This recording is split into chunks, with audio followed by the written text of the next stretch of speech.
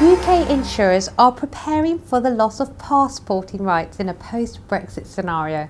But what exactly are they doing?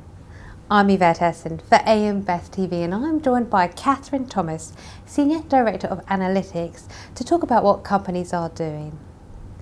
First of all, can you explain to me briefly what is the European Economic Area with regards to the passporting system, and how does it work for insurers? Well, passporting allows EU insurers to write cross-border business throughout the EEA. So when the UK withdraws from the EU and at the end of any transition period, it is expected that the passporting rights that currently exist between the UK and the EEA will cease. So that will mean that UK insurers will no longer be able to issue insurance contracts in the EEA. And it's also possible that in the absence of a political solution, they will no longer be able to service existing EEA business through the settlement and payment of claims. You mentioned there is the expectation, there is anticipation that passporting rights will be lost. In this scenario, what are companies doing to prepare themselves? Well, in order to be able to continue to write EEA business, many insurers have chosen to set up a subsidiary within the EU.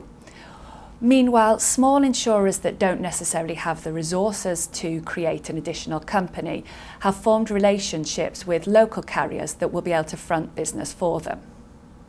One of the things that some companies are doing is they're transferring portfolios as well in anticipation of the loss of passporting rights and post-Brexit.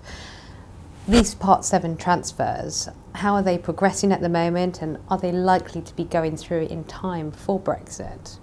That's right. So setting up a new EU subsidiary does not in itself address the issue of being able to continue to service existing EEA business.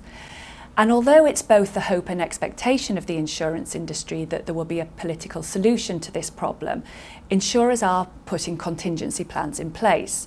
So, for example, the majority of insurers that are affected by Brexit and are rated by AM Best are looking to transfer their EEA portfolios from a UK insurer into an affiliated EEA insurer under Part 7 of the Financial Services and Markets Act.